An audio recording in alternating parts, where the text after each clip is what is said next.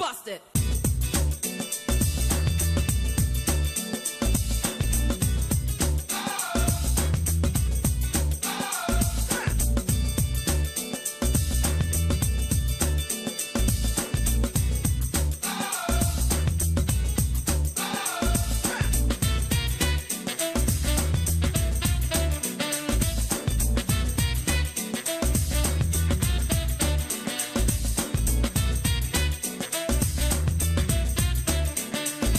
Hello and thanks for staying with us. Welcome to Political Platform.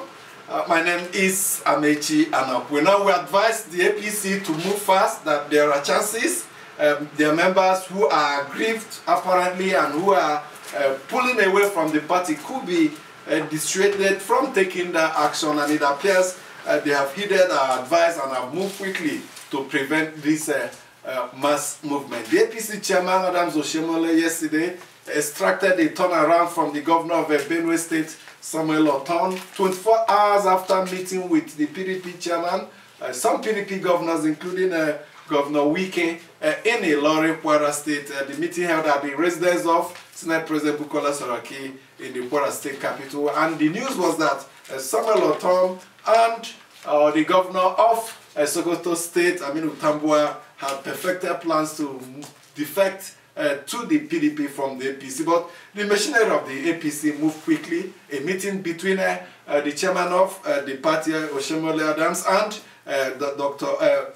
Samuel Otom in Abuja saw a situation where the governor said he has made a U-turn. That red card issued to him has been withdrawn and is heading back to the pitch to continue the game. That means he will not be leaving the PDP. Is it that he will not be leaving the APC? Is it that the PDP did not offer juicier carrots? Well, it's all a game of numbers in politics, and the more people on your side, the better for you. The president also continued on that same line. He held a meeting, we are told, prompted by some governors of the APC with Senate President Bukola Saraki, and the president also prevailed on him to make a U-turn. No statement was extracted from the Senate President, just as Samuel Otom did. But let's wait for a few days. I know the PDP will not be resting on his ears. They will be moving up their moves to really get this man to their side. The PDP, for instance, yesterday said they may not be part of the 2019 general election. They said they don't have confidence in the electoral body, INEC, and security agencies flowing from what happened in Ekiti State, where they alleged intimidation and falsification of results by both the security agencies and the Independent National Electoral Commission. And in the Senate was a war of words between senators from the Southeast geopolitical zone and those from northern part of the country. The Southeast senators raised a motion that based on the recent announcements, appointments made by the president, he appears to be favoring a particular part of the country and leaving the Southeast out in the cold. Some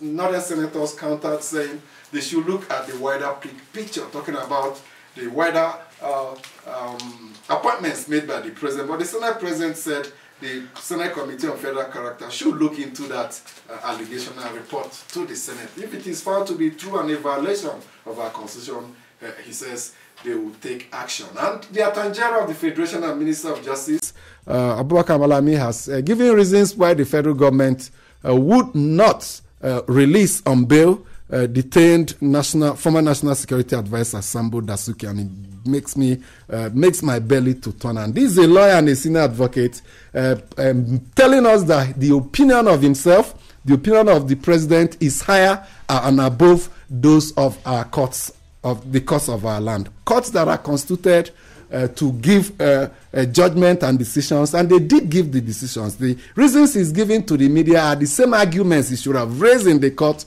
6 different courts that granted bail to Sambo Dasuki to make them understand why they should not grant him bail. But this didn't happen. The Attorney General and the learned gentleman who choose to, of course, go to public with this allegation, and you begin to ask, where is the rule of law? The rule of man is in operation in Nigeria, where the opinion of a man is made to be higher and above that of the whole nation, the entire system of judiciary in the country. Drama in Kogi State, 24 hours after the constituency projects of Dino Melaye were destroyed and burnt down by arsonists.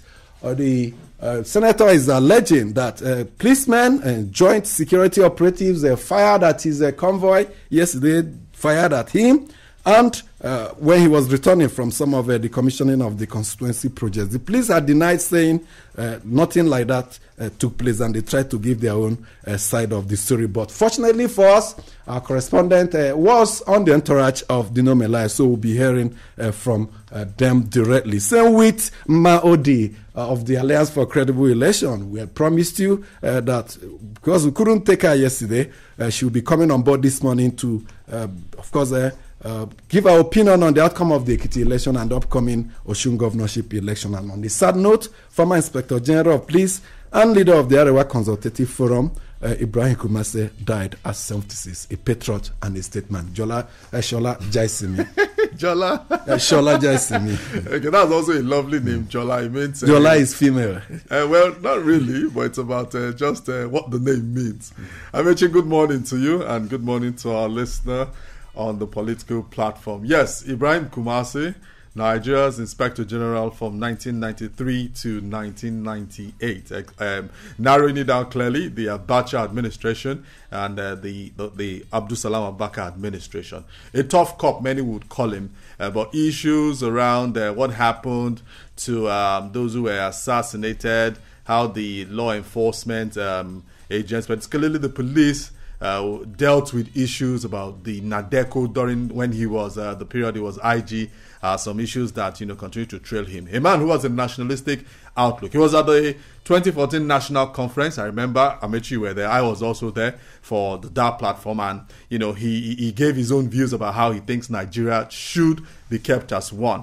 He put forward the northern agenda in most of his submissions at that national conference. So he's gone. He'll be buried today in Katsina, as we are told. He's a traditional title holder in Katsina. He's the Sarduana of Katsina. So he's a prince. And I'm sure many people from all walks of life, even his colleagues, former police, top police officers, will definitely be in Katsina to honor a man of that stature. Now, talking politics. Well, Governor Fayemi was at the villa yesterday to see President Buhari, and something interesting struck me when I saw the pictures. He brought out his certificate of return and presented like his son meeting the father and showing the father the school results, wonderful school results. Very, very interesting. When I saw that, I was like, okay, we have gotten the victory, Papa. See the certificate here. So the PDP will not be definitely happy about this, and the PDP has been saying, Uche Secondus, he met up with two key NGOs from the US, the IRL and the NDI, for the Democratic Party in the US and the Republican Party. And he told them, look, this 2019 election, the way things are going, we may not participate. But, politicians, they will say what they need to say, but they might throw their hat into the ring. Back to Fayemi at the Aso Rock Villa yesterday. He said, I will definitely probe the Fayoshe administration. I'm not surprised, because during the campaign trail, he had said a lot about he thinks the funds that belong to Ekiti State have not been properly utilized and all that. Fine. He has a right as a governor to probe. Of course, the current administration, outgoing administration of Fayoshe, probed him. Not only did they probe him, they set up a commission, administrative board of inquiry that indicted him. So it's tit for tat. Tit for tat, exactly, Amechi. Sad news from the Borno axis. The military has done a lot in terms of trying to ensure that, people get their lives back in the Northeast. But the irony of what we're hearing now is that just yesterday, no fewer than 30 people were killed when Boko Haram insurgents struck, burnt about 27 cars. So are the roads, this is between Dikwa and Gamburu, are the roads still safe for citizens to travel and move around in Katsina? These are issues the military will continue to try to curtail. Let's take your mails now. It's time for us to hand over the program to you. Thank you very much. Welcome to the mail segment. I'm Etenikan Akepu. And we're starting with a mail from Taiwo in Kubwa, Abuja. He writes on the issues emanating from Kogi State, and he goes on to say, permit me to write on the schools that were to be commissioned by Senator Dino Melaye, which was later burnt down by purported hoodlums. Nigerian police, according to reports, said that they are aware of the commissioning of the schools by the senator, but the threat that Dino Melaye should not come to the state didn't come to their notice, even when ordinary Nigerians on the street heard about that threat. Please, what is going on with the Nigerian police?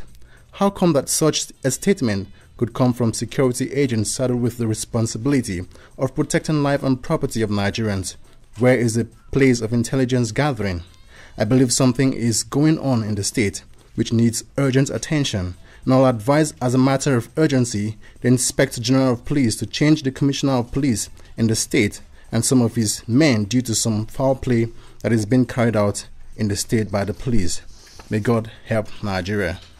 And away from that to the re-emergence of the Nigerian airway, Godwin George in Lugbe says, here is a tweet I saw on Twitter by Ebube D, and would love to use this platform to share with the larger house. It says, Nigeria Airway, new name for relegation troubled Nigerian Airways. New owners of the club are unknown. New manager is unknown. No single player has been signed. No stadium. But they have already started a huge carnival and trophy paraded around the city. More on the Nigerian Airways, Alpha Marshal in Abuja says, my joy knew no bound on hearing the emergence of a national carrier for Nigeria, but was deeply saddened by the following facts. 1. Was launched in London. Why not in Nigeria? Is London Nigeria? 2. 5% equity belongs to the federal government. Who controls the remaining 95%? What percent of Nigerian-ness is in Nigeria Airways? 3. The panel that investigated the liquidation of the defunct Nigerian Airways indicted certain individuals and entities. What happened to its recommendations? The issues of Nigeria Airway is still alive today, unresolved.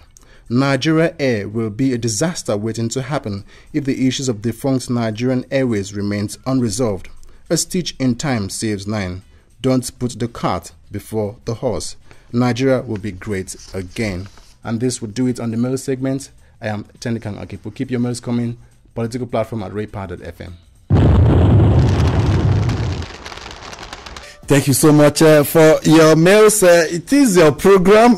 Your suggestion is good, so we have experimented with it. Today it is a nation at crossroads. Who knows? Such songs like you suggested may just be the tonic that may just spring the seed of unity to life in Nigeria. At some other time, we'll fish out such a music and also share with Nigerians. But like you said, the present-day musicians should also devote some of their songs to promoting national unity. But let's take you. But first, let's welcome Ujoje. Thank you so much for joining us. Amechi, I'm glad that I was able to make it today. Okay, let's take you to Kogi State. The fire is still on. Dino Melaye, convoy allegedly shot at yesterday by security agencies. Our correspondent, coincidentally, was on his entourage. Ndido Kafo, thank you so much for joining us. Good morning, Amechi. Now, what happened? Just briefly tell us what happened yesterday. All right. Okay, on our way to commission one of his constituency projects in Isolo, Agbe, we found out that the thugs from nowhere just blocked the place, the road with a grader, a caterpillar grader, with spires and then flames of fire everywhere. So we now turned back. So on our way back, he still came back and commissioned some water and transformer projects I installed recently at Mokpa and Ayeteju. And when we were done with that, on our way back to his hometown, Ayeteju, there was a blockage on the checkpoint there. So on approaching there, the policemen started open fire on Senator Dino Melaye's entourage. They shot at his G-Wagon vehicle, and then they came after us, journalists and everybody. So we started running, and that was how we ran into our hiding place. So that was what happened yesterday. So you scampered to safety. We understand that there were some civil defense operatives on the convoy of Dino Melaye. Were they also replying fire from their own agents? No, they didn't. It was the police men that started shooting at us, and that was what happened. The civil defense corps did not open fire on the police. You mean when you got to that checkpoint, there was no argument, nothing? The police just opened fire. They were in police uniform? Yes, they were on uniform with their cars, the branded car, police car, vehicle there, on the checkpoint there. They were the ones that opened fire on us. So on approaching the checkpoint, the civil defense people that accompanied us tried to show them the letter that they were actually here to they were actually assigned to escort Senator Dino Melaye on this constituency project, but they did not hear. Before they knew it, they started shooting at us. Okay. Was there any injury? Because the police account said a policeman was shot. Did you notice any injury? There were we allegedly heard that 2 policemen that shot at Dino Melaye's bulletproof G-Wagon was shot and killed. Did you witness any? Did you see any with your 2 eyes? So it was allegedly. Okay, you did not. Did you see it? No.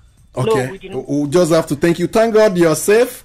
The other members of the entourage are safe. The police said there was exchange of gunfire and some of their men. But sorry, before we go, there was one of the camera people from outside camera, not us, took one of the bullets. Got a bullet, but he was on his bomb, but we can't. I showed that. I've got the picture anyway, but it's not something we can use. Okay. Not sure something we can use, but I have the picture anyway. Poor journalist doing his job. Thank you so much for your report on Didio Caf, and we hope to see you back in Abuja safely. Thank you. Bye bye. Amechi, a lot of terrible things are beginning to happen. I mean, how do you begin to define the accounts given by Ndidio Caf for just now, that the police would just open fire and for no reason, no argument, nothing? Something ought to be done. I think that the IG should get on top of these situations that are just arising from day to day. Is one complaint or the other, a flagrant disregard for the rule of law, the law enforcers allegedly flouting the laws and, doing things that should not be. Should not even be linked to them at all. An independent account. Subsequently, we hear from the police. And we also hear from Dino Melaye. Yes, Dino was on one of the national stations this morning, and what he said is not too different from what our own reporter, Ndidio Okafo, has said. And at the same time, the Kogi State government, because Dino said in that interview on one of the stations that, look, why are they after my life? I am a lawmaker. I have come to commission constituency project for my people. But the special advisor on security matters to the Kogi State governor, retired Commander Jerry Omodara, he countered the claims of Senator Dino. And he said some of the men that were with Senator Dino, aside the civil defense personnel, that they were dressed in black with white tops. And he said the director of SSS, the DSS in Kogi State, said these are not our officers. We don't know them. Apparently there was an arrangement from what Dino said and Commander Amadara that the state government officials were really looking out for Dino. So he said, look, when the police said they don't know these people as well as the DSS, that they needed to stop them. And he said he was of the opinion that if police stop you and you're driving in a convoy, that you needed to stop. So the break back and forth continues. It's clearly a political issue between Governor Yahaya Bello, who doesn't hide the fact that he doesn't like Senator Dino, and the lawmaker Dino himself, who doesn't like him. May I ask, since when did it become a crime for somebody to dress in white top, white singlet, and black trousers? And since when did it connote criminality? Well, they were talking. Like I said, we hear from the horses. Let's wait for them. We hear from Dino Melaye. probably on Monday we'll hear from the police. Different accounts, but the underlining factor is that it's not good for our democracy, and Clearly. it's not good for the nation. It depicts intolerance, and collectively we must deal with the situation. Let's go to the camp of the APC. The president met with Senate President Bukola Saraki yesterday. He did not make any statement after. When approached by newsmen, he just kept saying no comments, and dashed into his car. But for the governor of Benue State, Samuel Otom, it was a U-turn. After claiming that he was issued with a red card, he was shopping for an alternative platform. He's just a beautiful bride now. The way you suitors will be going after a bride. PDP held meeting with him in a lorry in the house of the Senate President, and he landed in Lagos, in Abuja 24 hours after, and held another meeting. Maybe Adams Oshemele had the magic wand. He dangled juicier carrots, or he made better promises. He made that comment. That's Otom. Immediately he made that comment. Adams Oshomole replied that it was not true, that he was still a member of the APC. So, it sounds like what we have been advising the APC to come down from the high horse, talk with these men. They are not just ordinary make concessions people. Exactly, possibly. make concessions. And yesterday at that meeting with Shomole, that's the governor, Samuel Otom, he actually said something which is another angle to this story. He said, look, it is George Akume that wants me out of APC. The leader of the APC in Benue State. Exactly. And his SY godfather. So will it mean that the APC leadership has prevailed on George Akume to take a backstage to allow Samuel Otom become the leader of the party in the state, control the structures? For me, it's possibly the only carrot that they may have dangled before him. Before now, the party leadership, a day before meeting with Otom, met with George Akume. Presumably, from my own perspective, it could be that they asked him, you can't be a king in a state where you have a governor. The thing is that the trend I have seen, not only in Benue, in several other states, you are a governor, okay, you're the kingmaker at that point in time, and then by the time you leave office, maybe having enthroned your choice person, then you now want to control. The man does 4 years as a governor. He now realizes that he's also the chief executive officer of the state. The same thing that qualified you to be his political godfather, he now has it in him. And you still want him to behave like a boy, like the Igbos would say to you. Of course, the man has realized he's a big man too. And I think that our leaders should give concessions. You should know when not to control a man at that stage. Since 1999, 2 governors were forced out of their party. Malaka Chala, who was installed by Alimodu Sheriff as governor in Borno State. There was a disagreement between them. Alimodu Sheriff had control of the structure of the then APP in Borno State. He forced Malaka Chala out. Was he AD? He ran to and contested and failed, was defeated. Anambra State in Badinuju was with the PDP. He performed woefully bad, and they drove him out of the PDP. He ran to the AD as well. To the AD again, exactly. He contested and failed. These 2 examples clearly show that a governor forced out of a party may likely fail in an re-election bid. Depending on the party. Of a different party. So is it right to conclude that it will pay Otom better to have remained with the ticket that brought him to power? Going by these 2 examples. That's what he's saying now, that I still remain in PDP. And APC rather, and we'll keep talking. He used the phrase, said it's an ongoing process. So he's leaving his doors open. Clearly. But Amechi, I think that it would be wronger to just conclude at that, because if you look at the PDP is also not unpopular in Benue State. The PDP was the party in power, and before the APC came, so it still has a wide followership. It's not like him moving from maybe APC to AD. You understand? And then again, you talk about Borno State. Remember that Ali Ndume, the 2 governors the first time Ali Ndume came to the National Assembly was on the ticket of APP with Alimodu Sheriff as his godfather. When Alimodu Sheriff refused to allow him contest the Senate, he jumped to the PDP and defeated Alimodu Sheriff in his senatorial district. Okay, more on this when we come back on Monday. Please send in your comments, your views, on issues about Nigeria's socio-political and economic development. On behalf of the crew, my name is Ait Political Platform. Do enjoy your weekend.